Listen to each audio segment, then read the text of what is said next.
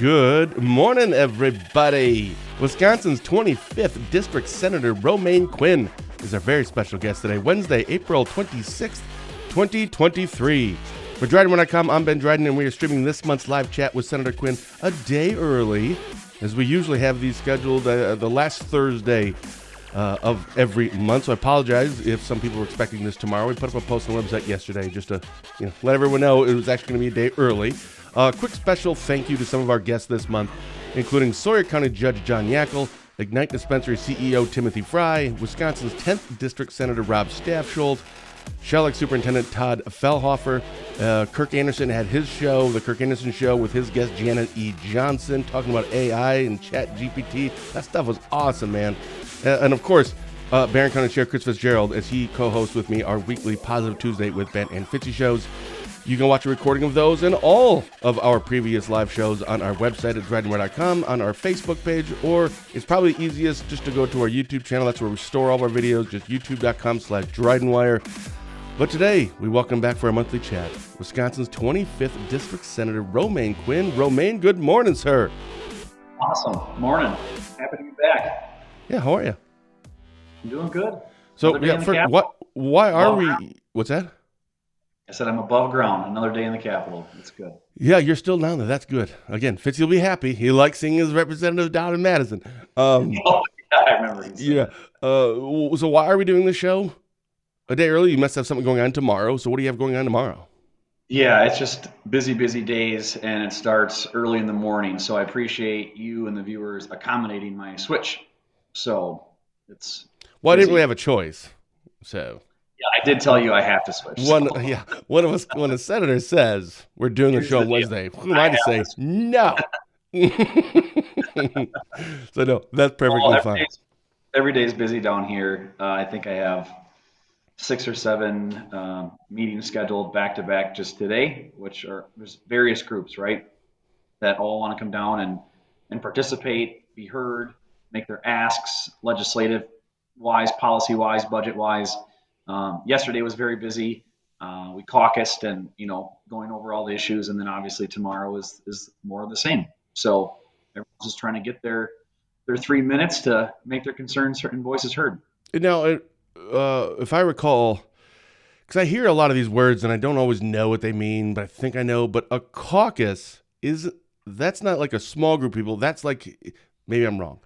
But so tell me I'm wrong. Isn't that when all of the Republican, but I believe it's just Republican, like your party, in this case, senators, get together? Is that right? Yep, that's how that works. So there's obviously a Republican caucus in the Senate, made up of all the Republican members, obviously, and the same in the Assembly. And then the Democrats also caucus. But they get together and they talk about, what is their position on X, Y, Z? How are we going to approach the floor?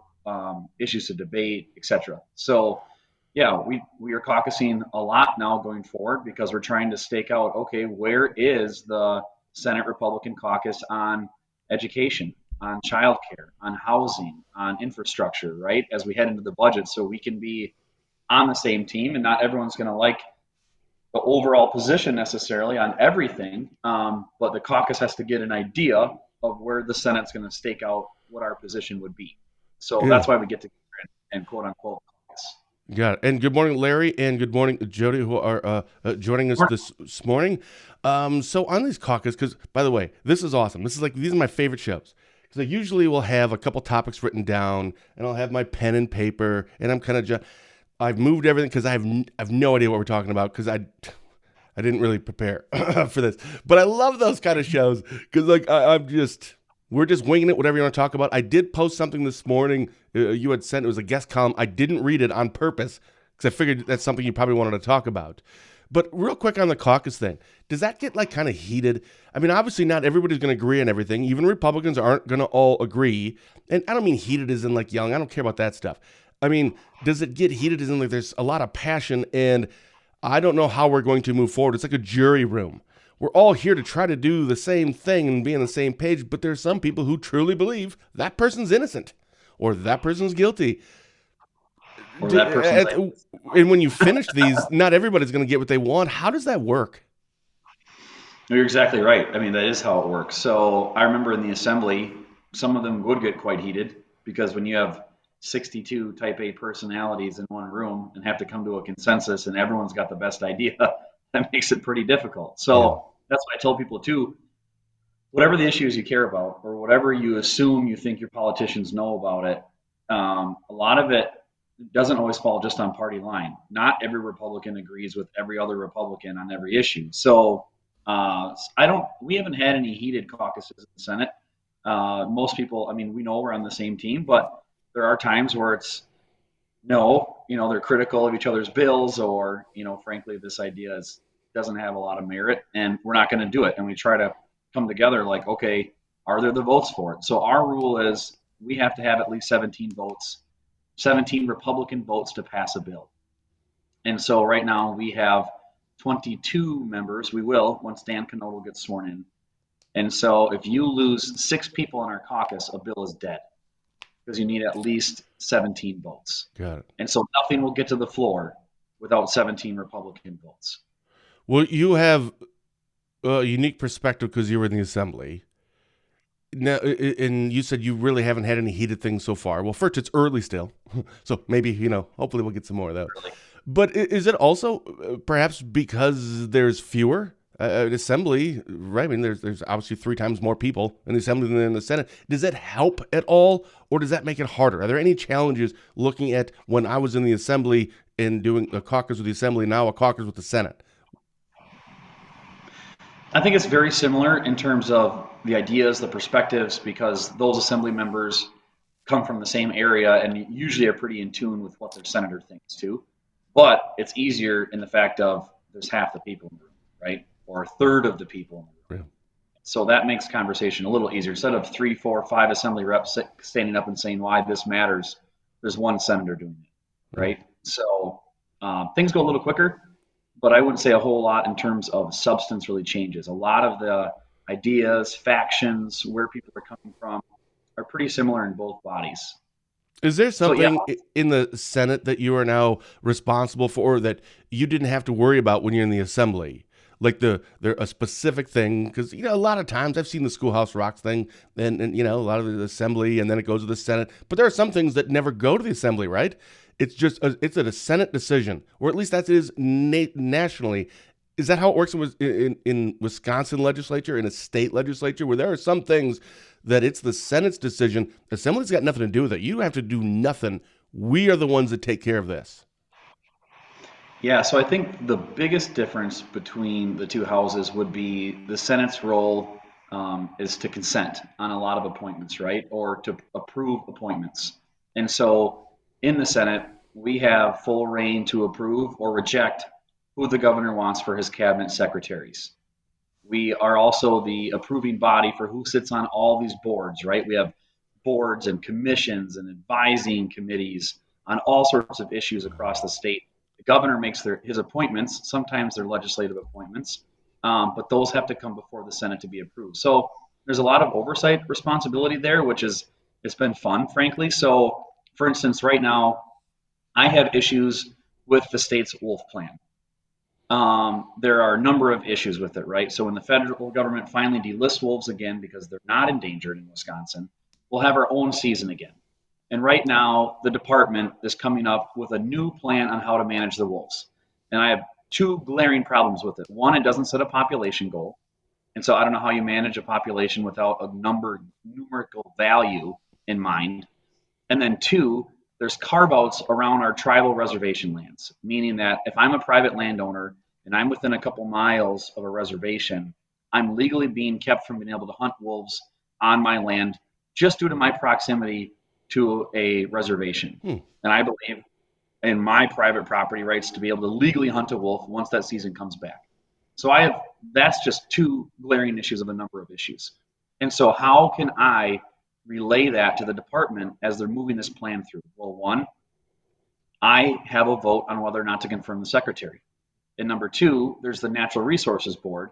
The governor makes his appointments, and we're the ones that have to approve his appointments. And so as they've been coming through and saying, hi, I'm Sally Smith, I'd love to serve on the board, I'm like, okay, what do you think about this wolf plan?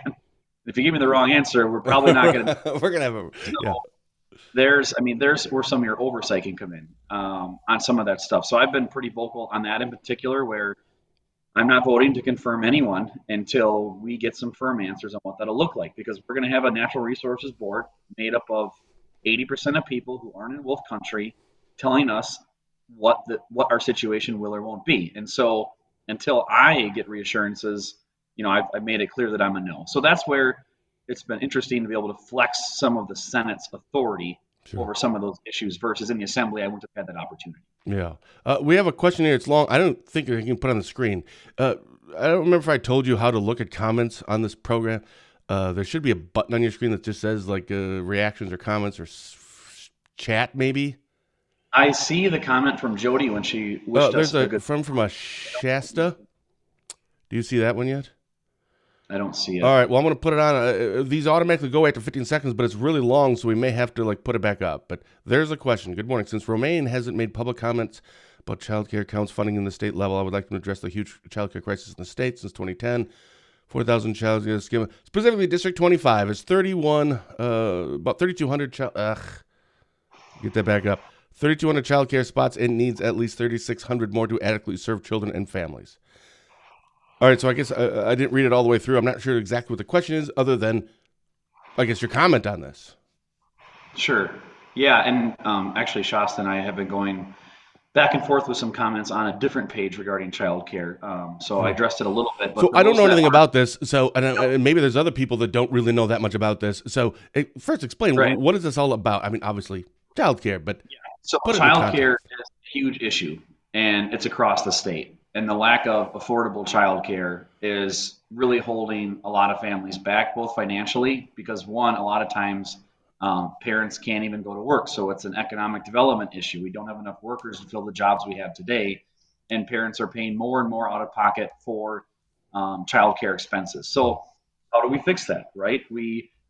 Our childcare centers are competing with Quick Trip. They're competing with the manufacturer down the street for employees. Oh, okay. I'm like, how in the world are you tying this together? Childcare and Quick Trip. Why would I watch your kids, Ben, for $10 an hour when I can go to Quick Trip and with a smile on my face and deal with not kids for like $18 an hour? Yeah. Yep. So that's the problem we're in. So inflation has exacerbated it. The worker shortage has exacerbated it.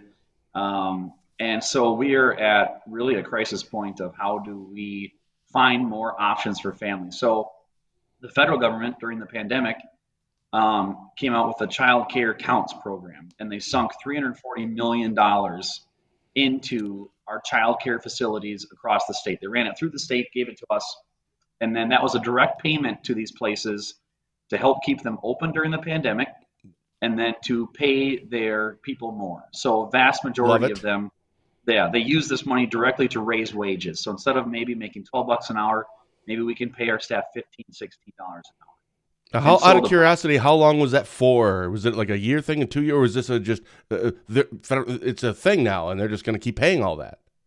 No, it's running out, and that's the problem. So this is my frustration with every time the federal government gets involved, right? So now the federal government throws $340 million at this and then walks away and says, oh, it's the state's job now, and now everyone is screaming at the state to backfill a program that the Fed started and walked away from. And so that part's frustrating because now the state is the bad person if we don't backfill a program that the Feds pulled the rug out from under us.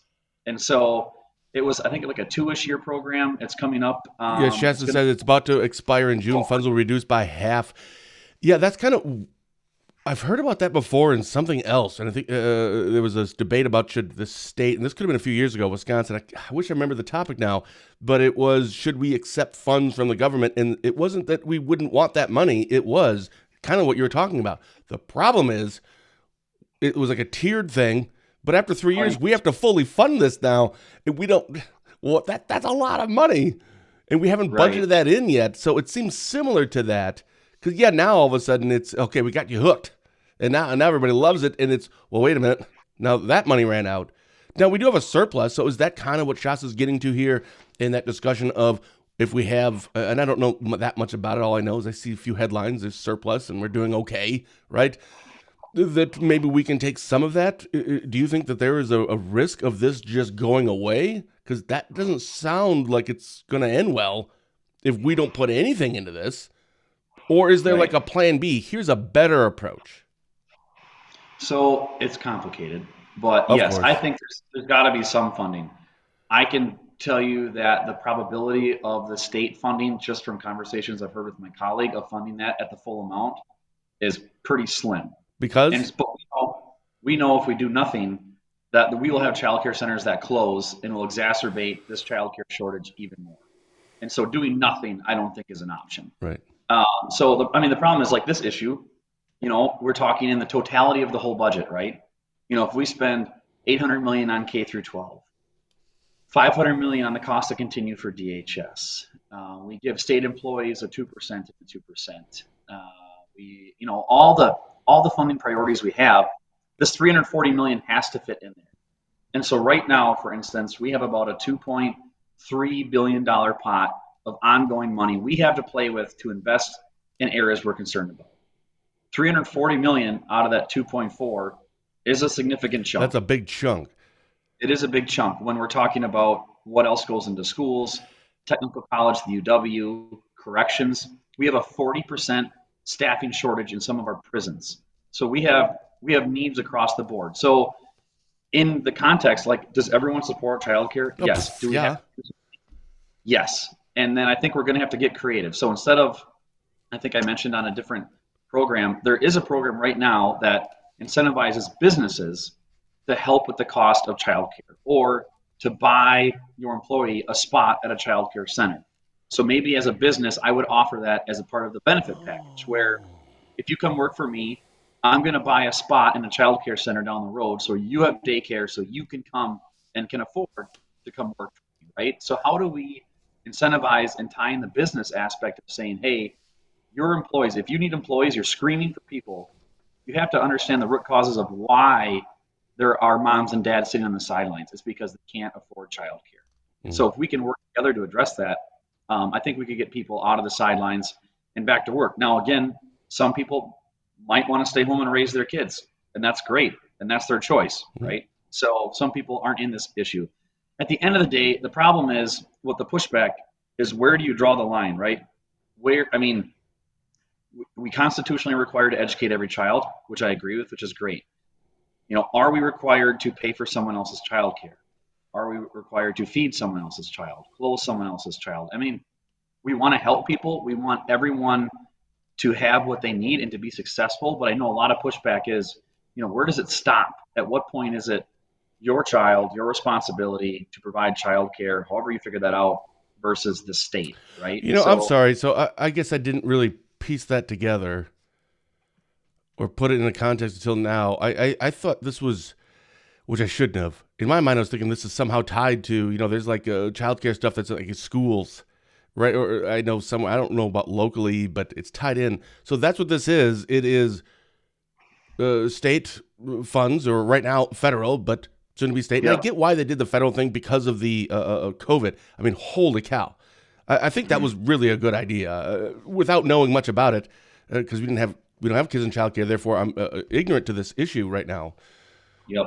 But this would be that everybody else would be paying, because that's what taxes are, right? Totally get it. We pay for other people's roads and whatever. I understand how it works, but it's the state would be paying for essentially childcare. But what is the childcare? Is this just daycare? Mom and dad go to work and the kids have to go somewhere, and they go there, and then so I didn't realize that's kind of interesting. I'm not 100% sure how I feel about that, to be honest.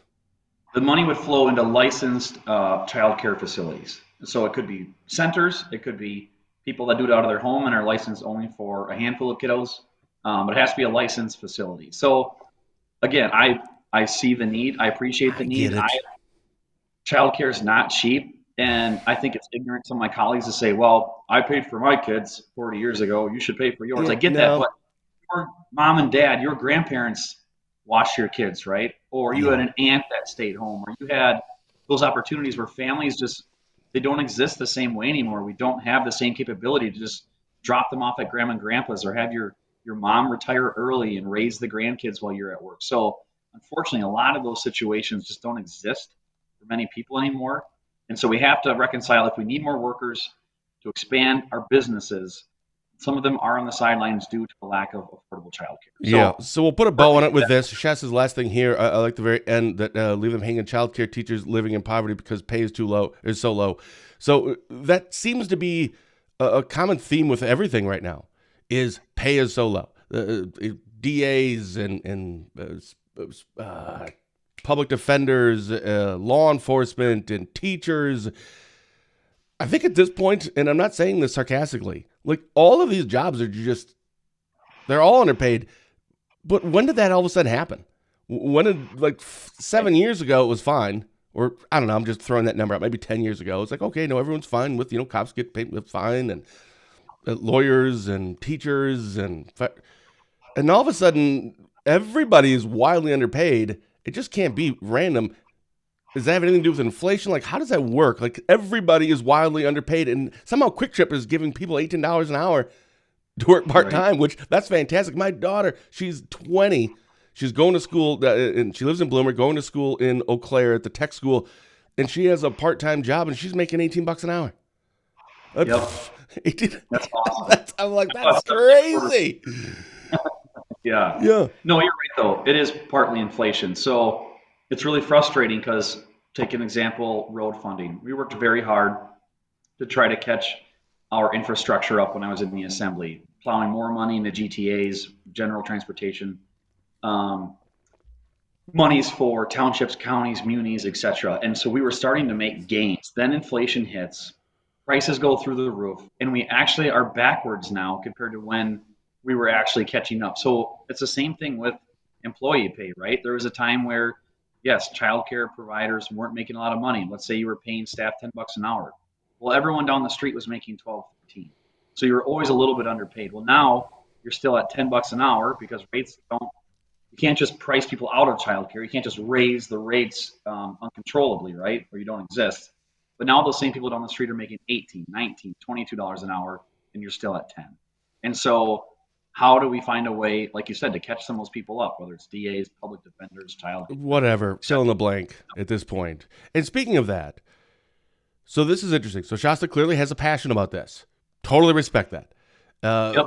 But a lot of people do. And at the very beginning of the show, you said that you're doing a lot of these sit-downs and meetings, and everyone wants their piece, right? Not just piece, but they also want their say. They're very passionate about one specific topic. Yep. So you have to sit and listen to those. So when you hear like the Shastas of the world or all these meetings where people come in and say, this is like the most important thing to me right now, and this is why you have to get this done and take care of this right now. But like, I can't give you everything you want. That's got to be frustrating. Well, it's like, yeah, I totally get what you're saying, but the 10,000-foot view here is we can't do all of it. So, I mean, do you ever actually finish the meeting and go, you got it, man. We're giving you 100% of what you asked for? That never can happen. Yeah, it's tough. It's managing expectations, part of it. I mean, I'm frank with my school superintendents when I go to our CISA meetings where we get together and all the superintendents are there, and I just say, hey, you're not all getting the same. You're not all getting what the governor promised because it's a fantasy land. But here's what I think we can get you. So wrap your mind around this and how can we make this work going forward? Not that I don't want to give you more, but the reality is, like you said, there's a lot of needs. The pot's so big. And I refuse to operate in a fashion where I promise something that I can't sustain. It does you no good for me to give you something that I have to pull back in 2 years or 3 years or 4 years. And so any changes we make have to be sustainable. And I guess if I ever draw a line in the sand, that's where I am on budget stuff, is I want to make sure what we do today is sustainable for tomorrow. That's smart. Because I want to put future legislatures in a bind, which some in the past have done to us today. Do most of your colleagues echo that? Or are you kind of like the outlier? We've got a pretty good group. Now, again, we have different ideas, like on the childcare piece. We have some that dig in and say, we should spend $0, not my kid. You chose to have it. You find childcare. So we have different ideas. But I think the vast majority of the legislature is on the same page of, hey, we're not the federal government. We're not printing money. We're balancing our budget. We're funding our priorities. And we're making sure we're going to set ourselves up for success 2, 4, 5, 10 years down the road. You had mentioned a little while ago that you had, was it on this show or maybe it was a different program, I'm sorry, what now? You go on different programs? I thought this was exclusive. What's going on? Yeah, I'm not cheating on you, Ben. I Uh, didn't mean that. I should have worded it differently. no, that was exactly what I was thinking, and that's what I was implying. I thought we were a thing. Now, Yeah. come to find out, you're, seeing other news outlets. How does that work for you, by the way? When you go there, do you have like a scripted? Because our shows, it's more of a chat. It's not an interview, but I'm assuming most of the other ones, it's more of an interview style. Do you kind of know what the topic is, and you kind of prep for it going into it? Yeah, most places don't wing it like we do. So, Yeah, they're called professionals. right. Yeah. But usually those interviews are very topic specific based. Like, so today I'm going over to chat during a luncheon with the Audubon Society, and they want to talk about a bill I introduced, which is part of my column I just sent you Oh, yesterday. perfect. So a lot of those interviews or opportunities or programs are very orientated around, what is that particular issue that group cares about. Got it. So speaking of, I put that up this morning. Again, I didn't read it, but the headline here is Senator Romaine, improving wetlands to manage flooding. So honestly, when I read that, that's part of the reason I didn't read it too. I'm like, boring. Like, I want the juicy stuff, man. Guest columns about, I don't know, just anything. Pick a hot topic and then just take Right. one super, super strong one side, like as far right or left as you possibly can. Those are the guest columns I like. So what is this about? Obviously, wetlands, in managing Right. flooding. So what is this about? Yeah, so not juicy, but important. I would argue very important. So back when I was in the assembly, you recall we had a number of monumental storms that resulted in severe flooding, especially in the northern part of the state. I think collectively between Barron, Washburn, Iron, Douglas, Bayfield, Ashland counties, there was about $360 million in damage when we've seen blown out roads, blown out culverts, lost bridges, etc. From our landscape just can't handle these 1,000-year floods. So what we said was, instead of going back and replacing the culvert and putting the same size in, or replacing that road and having to get blown out again, which happened multiple times, why don't we find a different solution? So when I was in the assembly, we passed a bill that piloted some funds to say, identify a couple projects up in Ashland County where if we improve the landscape to be able to hold more water, does that make a difference downstream where our infrastructure is getting blown I would out? think the answer would be yes. Yes, and so, but we had to prove it first, so we've done that now, and there is a great map of Ashland County identifying upstream all of the choke points and the problem points on our landscape where maybe there were wetlands in the past that could hold hundreds of thousands of gallons of water, but they're either disconnected from their streams, their waterways. It's been too torrential, so they're really carved out now. They don't hold water, it just flies right through. And so how can we go upstream and spend a little money to make a big impact to slow this water down? So our wetlands, we know, are critically important for water quality, but they're also important for keeping water on the land and not blowing through our communities. Sure. And so this bill would allow communities funding for a grant to identify the areas that are the problem. And then another, on the flip side, once you've identified that, would be funding to go towards those projects. So maybe it's riprap, maybe it's, there's all sorts of ways you can do it. And so it's just a unique approach to say, why are we doing the same thing over and over again? Why are we putting in bigger culverts and continue to allow this water to take our soil and throw it into Lake Superior? That's not a long-term solution. So our bill tries to address the root cause of it. And at the end of the day, if we can spend a couple pennies upstream to save whole dollars downstream, I think it just makes economic sense, even if you don't care about the environment, even if you don't care about losing soil, even if you don't care about water quality, which I think most people do. Financially, it just makes sense for us to be looking upstream for the solution. So that's something that I've always been impressed about you, and I've said this on multiple shows, and with Fitzy and I, I don't know if support is the right word. He's a Democrat, which I love, telling him all the time. Always bringing up. He says, I'm everybody's sheriff. I'm like, well, it says a D next to your name. I'm just saying. But I've always respected that about you, and I found fascinating is that you seem to have a pretty good working knowledge on just about every topic. And that has to be time consuming, right? You have to read a lot of things and know about a lot of stuff because some people just have their passions, which is fine. That's cool. but you have to know a lot of those things. So again, going back to the child care thing, and now we're talking about the wetlands thing. How do you kind of keep up with that? Because especially when people come in, I mean, you have to know something about all that stuff. Is it Right. just come naturally or easily to you? Or, man, I really got to freaking work hard at this to constantly know everything about what everything is going or that's happening right now and the topics that are out there and research and educate myself. It's a combination. I mean, it helps to have good staff. So for my staff that are watching me I right was just going now, to say, they're probably watching. Okay, I got it.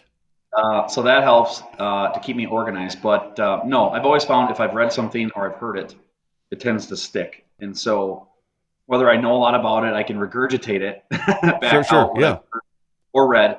But that does help because, for instance, today we're going to be talking about probably 8 different topics with people that I have to have some background on. And we're making big decisions every day. And that's the frustrating part. So I have a lot of great colleagues down here, and I have some that aren't as great because they choose not to be as engaged. And we are making decisions about shared revenue, fixing Milwaukee's pension problem, infrastructure funding, things like that. We're talking about multi-billion-dollar decisions that are being made right now, and there are some people that just aren't engaged. And so That burns me our up. And I don't care if they're Republican or Democrat. I don't care. That's just it. You've always been active, engaged, and involved. And if you were a Democrat, I would say I would applaud you for the same thing. Be active. We may have different views on things, and that's fine. But just be present, care, be passionate about it. Real quick, I sure. want to go back to this article, your guest column. You say I plan on holding a hearing on SB 222 in early May, and will work with my colleagues to create this important new program and fund it through the state budget. Once it's signed into law, Wisconsin will serve as a national model for how to use wetlands to promote natural flood resilience techniques. By enhancing the landscape's ability to retain water, we will save money and make our state safer and cleaner. So was that just one of those you add in, like maybe one of your staffs is like, yeah, it's a national model. Like, where do you get that from? Like, is there not one of these kind of already? No one's really doing this. And Weird. so, right. And so I will give credit to the Wisconsin Wetlands Association, great group of people. They've worked on this issue when I was in the assembly, and they are an organization that's a realist. They know Wisconsin's lost about half of its wetlands since, we've showed up and paved everything over. And then we continue to lose wetlands every year. So we know we can't maintain every wetland, but the wetlands we have, how do we improve their capabilities that don't impact your ability to grow, develop, build a home, etc. Mm. So they're a great group.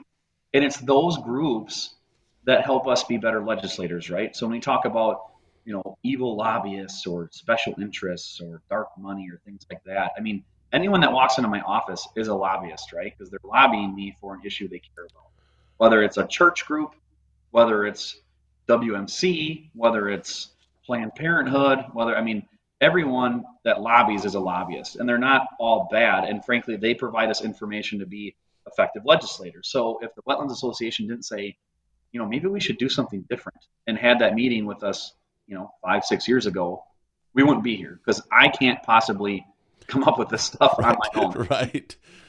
Yeah. But then we take that and say, okay, how can I be the most effective for my district and actually get something on the books going forward, once we're all gone. All right. So I think last time, wait, when was the election? April. That was this month, right? So this is the first time we've been on since post-election. Your life changed at all? I think I asked Rob. No, I think it was John Yackel when I asked him, Judge Yackel, last week. Has your life changed at all? Either as Romaine Quinn or as the 25th district senator or as a Republican in the Senate, any of those three, has it changed now that we have that Janet Protasiewicz was elected? Well, she's not in the court yet, but she will be. And it is going to significantly change how we probably conduct business because I think the legislature is going to have to be even much more guarded, careful, and articulate than we've ever been because we are going to have a court that is probably going to be more friendly to the administration than us. And so, how we craft the budget, how we craft policy, where a court could reinterpret our intent. So, I think we really have to be sharper than ever before. And I think there's going to be a lot of issues we all have to watch. For instance, I bring up Act 10. So whether you like Scott Walker or not, whether you liked Act 10 or not, whether you like how it went down, or whether you should be able to collectively bargain, or teachers should pay part of their pension, no matter how you fell on that issue, it's gone. It's been in place. Mhm. But I know Janet during the campaign has mentioned that she believed Act 10 was unconstitutional. And so there are big issues like that where what if someone sued, found a new idea, to go at the law, and that's overturned? Well, what does that mean? Where will school districts find close to $1 billion between municipalities and schools if all of a sudden our public employees go back to not contributing towards the pension system? So there's real world consequences that could come because of court cases that are going to be in front of this court that I think we all have to be very mindful of going forward now. All right. What else is going down there? Are you working on any other bills? Obviously, the thing you talked about with the wetlands this morning. You have a whole bunch of meetings. What else is going on? We got about another 10 minutes left. Is there anything else you wanted to talk about?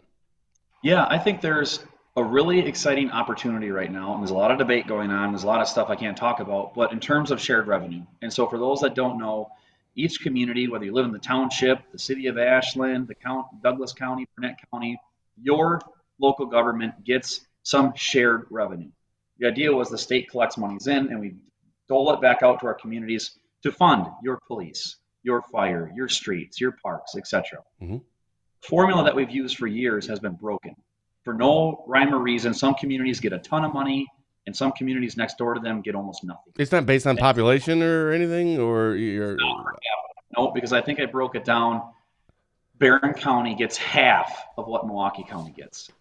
Some municipalities do really well and some don't. So we have an opportunity we've been discussing on putting new monies into shared revenue to catch our communities up. We know asphalt's more expensive, personnel's more expensive, and we've cut them to the bone.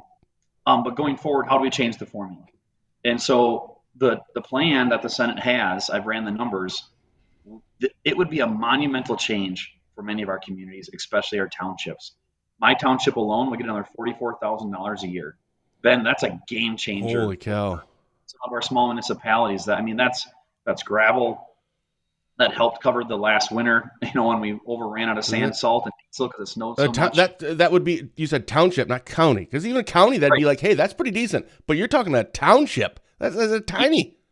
Right. Each township in my area would get, somewhere in that ballpark range. I know I've talked to Dave Wilson and others in Washburn County. Oh, don't you hear a little ding thing? Yeah, I got to turn my sound effect thing on. There we go. Yeah, Dave, sorry.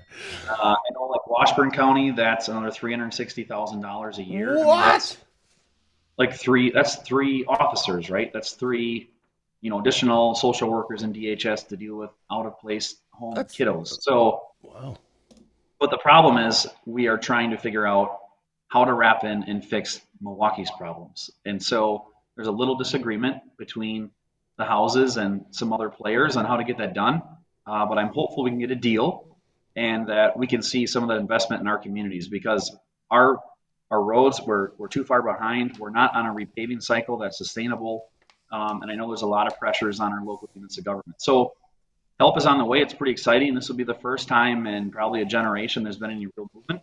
So it's kind of fun knowing that we're a part of that to really make it. So where are we? You had said you can't get into some of the stuff, but can you at least tell us where are we, as in you guys, legislators, where are we on this now? What's next? And when,